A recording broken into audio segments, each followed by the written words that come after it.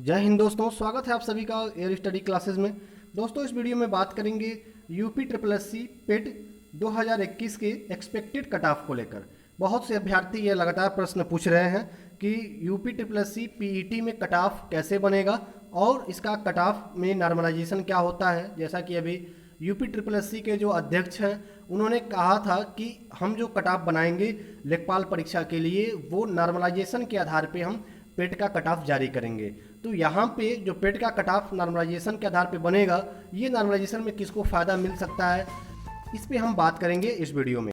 इसी के साथ हम ये भी बताएंगे कि परसेंटाइल क्या होता है और जिस परसेंटाइल के आधार पे स्कोर कार्ड जारी किया जाएगा वो परसेंटाइल क्या होता है। साथ में हम बात करेंगे कि यहाँ पे एक्सपेक्टेड कट ऑफ क्या बन सकता है। पेट परीक्षा की जो ऑफिशियल आंसर की आई है उसको मिलाने के बाद अभ्यर्थियों के कितने प्रश्न सही हो रहे हैं, अब क्या एक एक्सपेक्टेड कट ऑफ बन सकता है, इसके बारे में इस वीडियो में हम डिस्कस करने वाले हैं। अभ्यर्थियों के तमाम प्रश्नों को हमने यहाँ पे लिया है और उन सभी प्रश्नों को ध्यान में रखते हुए यहाँ पे हम एक एक प्रश्नों पे डिस्कस करेंगे। यहाँ पे सबसे पहले बात कर लेते हैं कि नॉर्मलाइजेशन क्या है। जैसा कि अध्यक्ष महोदय ने कहा था कि पेट की परीक्षा में हम नॉर्मलाइजेशन के आधार पे स्कोर कार्ड बनाएंगे और उसके आधार पे हम लेखपाल परीक्षा के लिए चयन करेंगे। तो यहाँ पे जो नॉर्मलाइजेशन क्या है ये देखते हैं। पहले नॉर्मलाइजेशन वो होता है कि इसका सीधे सीधे हिंदी होता है सामान्यीकरण। यहाँ पे जब कोई एग्जाम 2 या 2 से अधिक शिफ्ट में कराई जाती है तो उसके अलग अलग पेपर ऑलरेडी बनाए जाते हैं, क्योंकि अलग अलग शिफ्ट में पेपर कराना है तो पेपर अलग अलग बनाना पड़ेगा। जैसे आपने पेट की परीक्षा को देखा, पहले शिफ्ट का पेपर और था, सेकंड शिफ्ट का पेपर दूसरा था, लेकिन दोनों का exam pattern, number of question दोनों के सेम थे, दोनों एक ही एग्जाम के लिए हुआ था। लेकिन यहाँ पे अब अलग अलग जब प्रश्न बनते हैं तो प्रश्न में कहीं आपकी जो कठिनाई हो जाती है, कहीं प्रश्न में कुछ सरलता आ जाती है।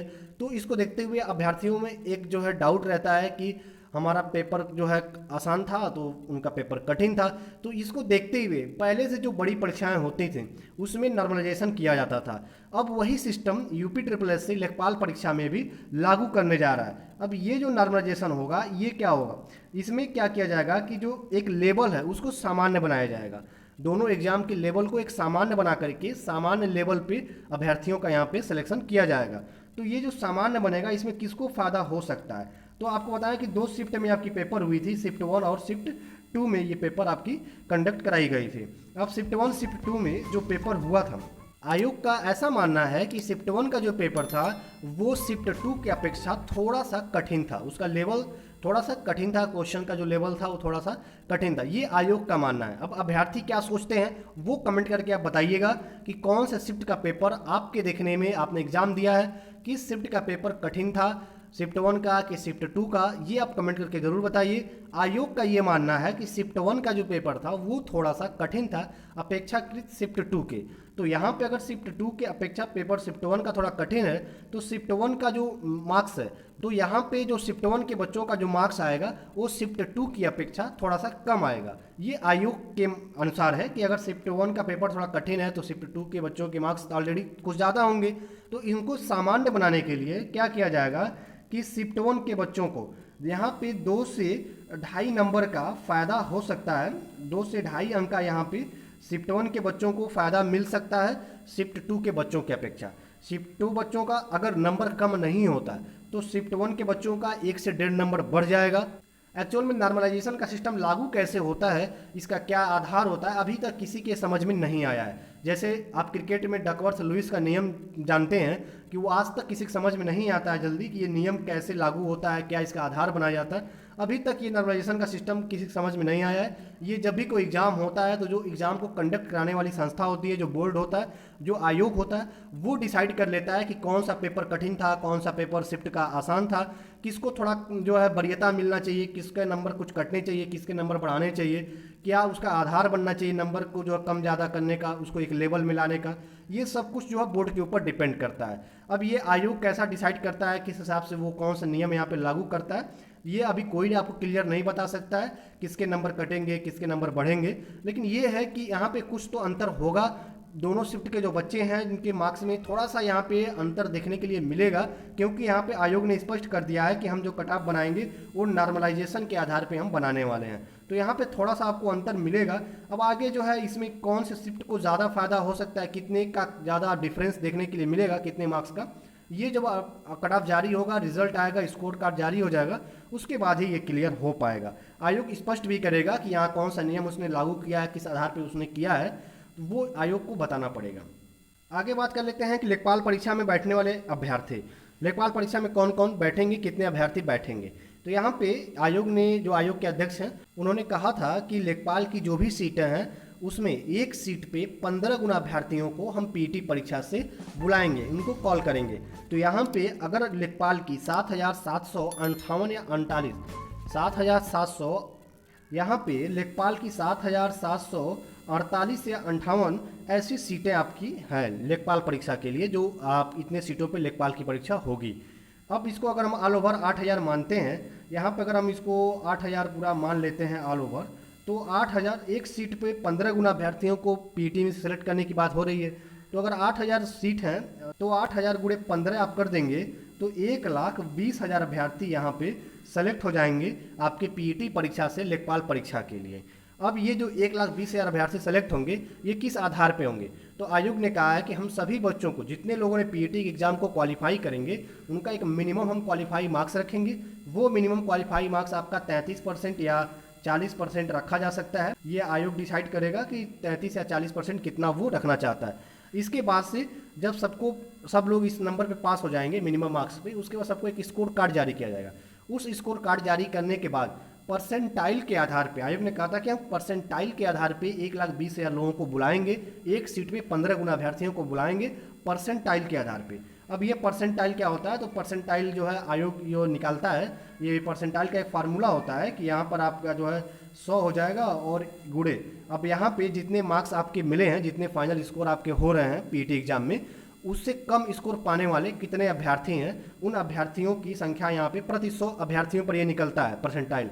जैसे परसेंटेज 100 अंकों पर निकलता है, तो उसी तरीके से परसेंटाइल 100 अभ्यर्थियों पर निकलता है। तो उस 100, अब आपके 100 में उससे कम अंक पाने वाले कितने अभ्यर्थी हैं, उनकी संख्या यहाँ पर रख दी जाएगी, बटे कुल कितने अभ्यर्थी ने एग्जाम दिया था उनकी संख्या यहाँ पर रख करके ये कैलकुलेट कर लेगा ये जब आयोग, तो ये मिल जाएगा कितने परसेंटाइल हो रहे हैं। अब उस परसेंटाइल के आधार पे 1,20,000 बच्चों को सेलेक्ट किया जाएगा पीईटी के स्कोर कार्ड से। उसके बाद से उन 1,20,000 बच्चे अपना लेखपाल की एग्जाम देंगे, लेखपाल परीक्षा में वो बैठेंगे। आगे बात कर लेते हैं एक्सपेक्टेड कट ऑफ को लेकर कि किसके कितने फाइनल मार्क्स बन रहे हैं ऑफिशियल आंसर की आने के बाद से, और वो लेखपाल परीक्षा की तैयारी शुरू कर दे। यहाँ पे अगर हम यूपी पेट में एक्सपेक्टेड कट ऑफ, संभावित कट ऑफ की बात करें, जो टेलीग्राम पे जो सर्वे दिया गया था, यूट्यूब पे जो सर्वे लगाया गया था, तो उन सर्वे के आधार पे बच्चों ने जो अपने अपने मार्क्स भेजे हैं, उस मार्क्स के आधार पे अभ्यर्थियों ने जो अपने अपने मार्क्स भेजे हैं, उन मार्क्स के आधार पे अगर हम एक cut off, expected cut off यहाँ पर निकालते हैं, तो क्या मिलता है कि जनरल और यूआर के लिए, जो जनरल या यूआर कैटेगरी से आते हैं, अनारक्षित श्रेणी से जो अभ्यर्थी हैं, वो अगर उनके 62 से 65 मार्क्स यदि उनके फाइनल बन रहे हैं, तो यहाँ पे वो पीटी परीक्षा की तैयारी कर सकते हैं। नेगेटिव मार्किंग वगैरह हटाने के बाद ये आपकी कैलकुलेट किया गया है। आगे ईडब्ल्यूएस की बात करें तो अगर 60 से 62 मार्क्स आपके बन रहे हैं तो आप लेखपाल परीक्षा के लिए सेफ स्कोर में हैं।